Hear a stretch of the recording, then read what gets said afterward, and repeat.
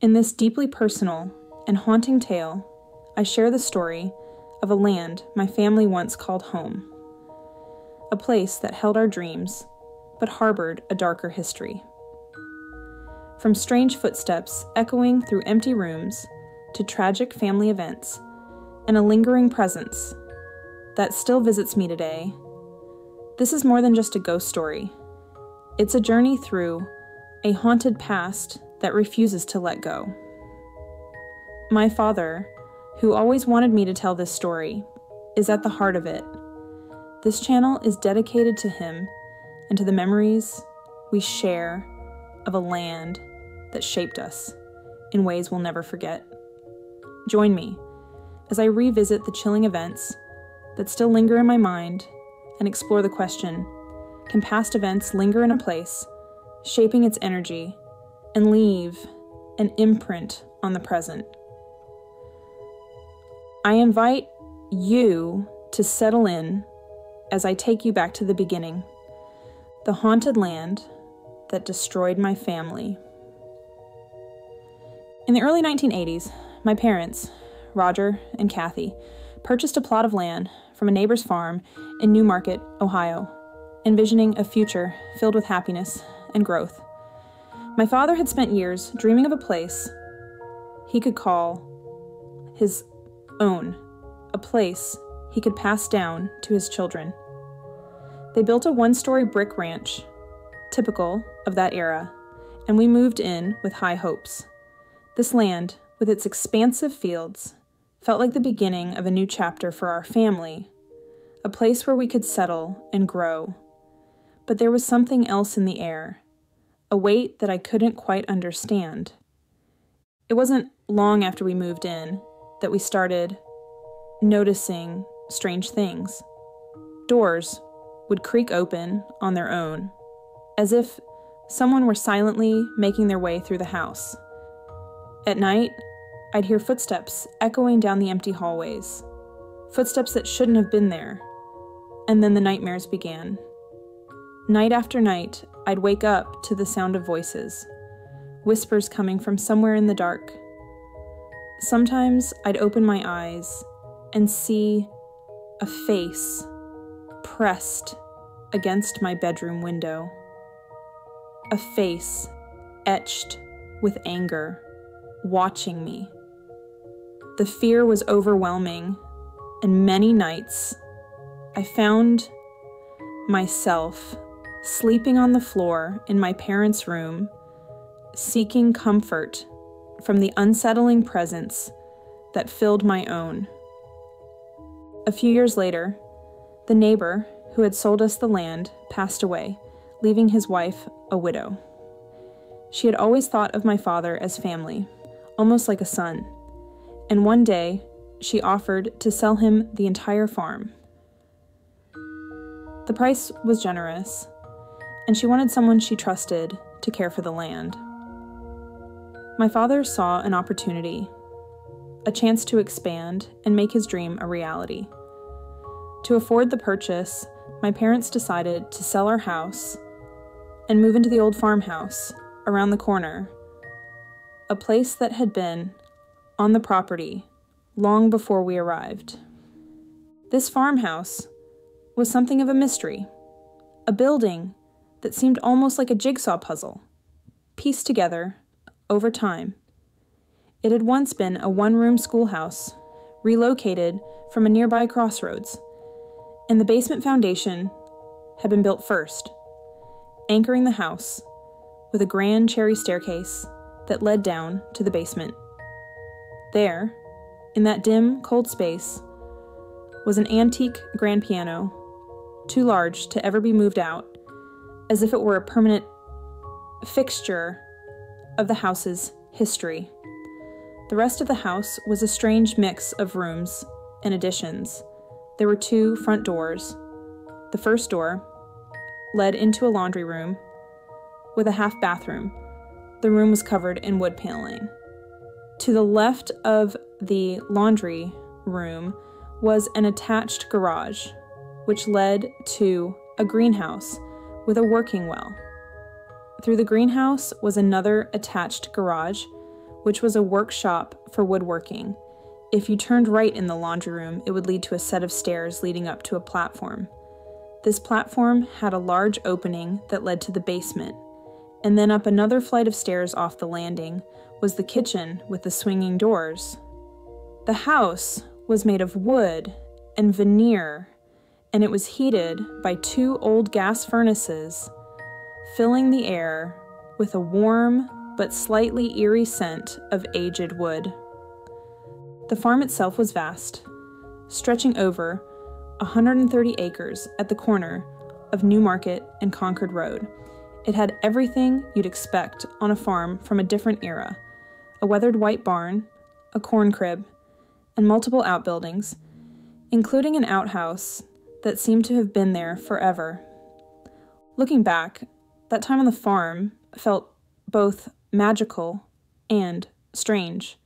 A sense of history surrounded us, a feeling that the land itself had stories to tell, some of which we might never fully understand.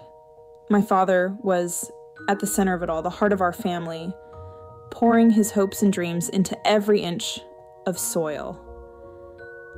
But there was something else there too, something that couldn't be shaken or ignored, something that lingered just out of reach. A father's love and a child's world. My father, Roger, was a gentle man with a quiet strength. He was raised on a farm as one of 10 children and spent his childhood working the land. For as long as I can remember, he dreamed of owning his own farm, a place where he could pass down his love of the land to his children. When he finally bought this 130-acre plot, it felt like he'd reached the dream he'd been chasing his whole life. My father and I shared a bond that ran deeper than words, a closeness that was just understood between us. I was a quiet kid, more observant than talkative, with a natural curiosity that my father recognized right away. He was the one who saw my love for building things, for taking them apart to see how they worked, even if I didn't always know how to put them back together. Radios, clocks, old tools, nothing was off limits if I could get my hands on it. My father would just shake his head and smile whenever he'd find me, knee-deep in parts, knowing I was lost in my world of discovery. He understood that need in me, maybe because he'd felt it too, the pull of creation, understanding, and working with my hands. Being on that land with him gave me a sense of freedom I couldn't find anywhere else. With my father's quiet encouragement, I felt like I could take on the world. He saw the fire in me, the same spirit he had, and he let me run with it. Those days with my father, surrounded by the woods, brought a simple happiness that I still have. It was a bond to the land and to him, something unbreakable and timeless, Kathy's strength. My mother, Kathy, was a striking woman with dark hair and eyes that gave her an almost Native American look. She had a quiet, powerful beauty that people noticed, but more than that, she was strong.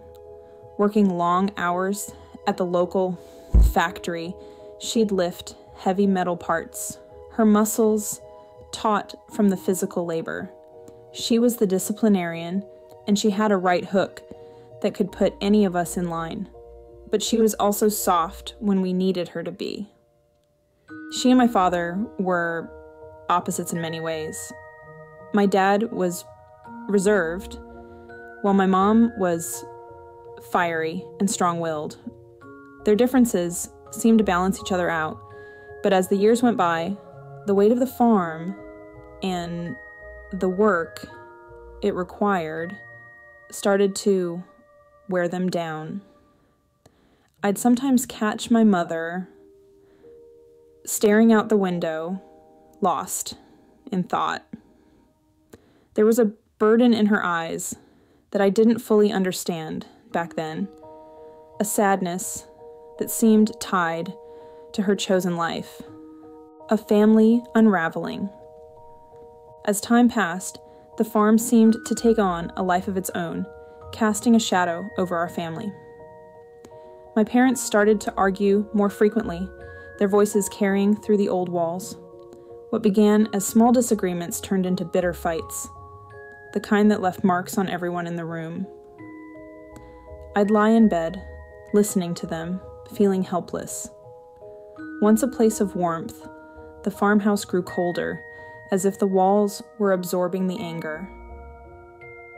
Then, one day, my mother packed her things and left, taking a piece of our family with her. I didn't fully understand why, but I felt her absence deeply. Not long after, a fire swept through the farmhouse, reducing it to ashes. And then, as if the land wasn't done with us yet, tragedy struck again.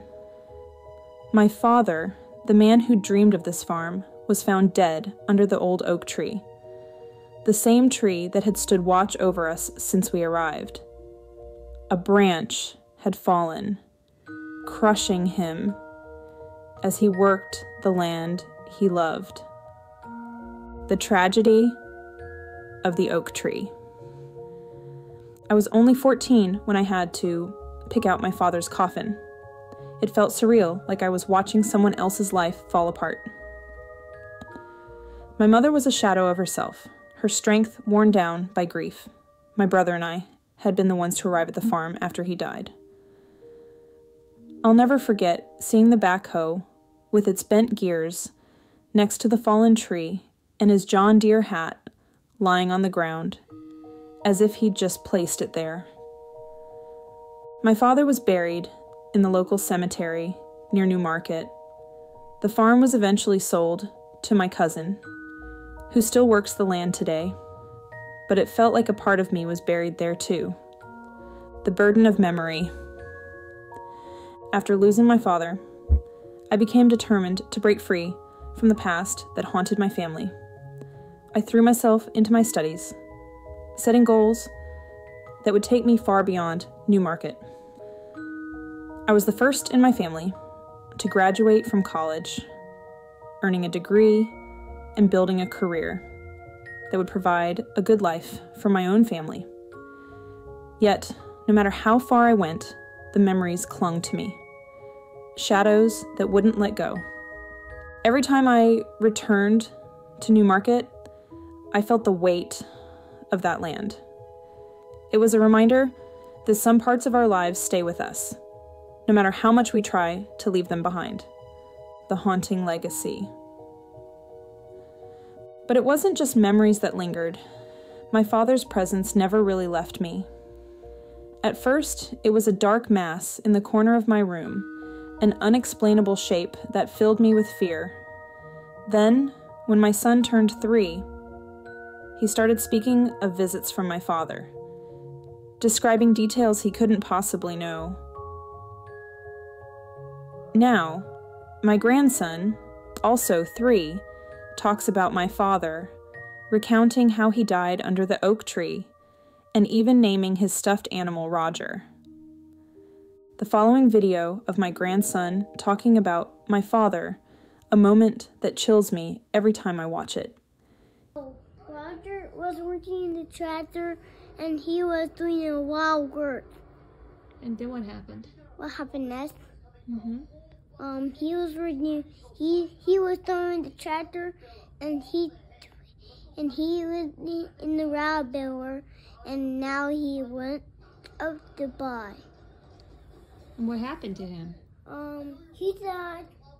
He died. He died? Yeah, he died, and now Transcends generations, watching over us, reminding us of the legacy he left behind. I don't fully understand it, but I still feel his presence, the channel's purpose. These visits and memories led me to create this channel. My father's presence has become my inspiration, encouraging me to pursue dreams he never had the chance to fulfill. This story isn't just about a haunted piece of land or lingering spirits. It's about the impact a place can have on a family, about how the memories of those we love shape us, inspire us, and sometimes haunt us. By sharing these stories, I hope to honor my father's memory, to keep his spirit alive. And maybe, just maybe, I'll find a sense of peace with the past and help others do the same. Thank you for joining me on this journey through my family's past, a story that my father wanted me to share. This channel is dedicated to him, and I hope by telling this story, I've honored the connection we had and the memories we made. If this story resonated with you, please like and subscribe for more tales. And remember, sometimes the places we leave behind stay with us, haunting our lives in unexpected ways.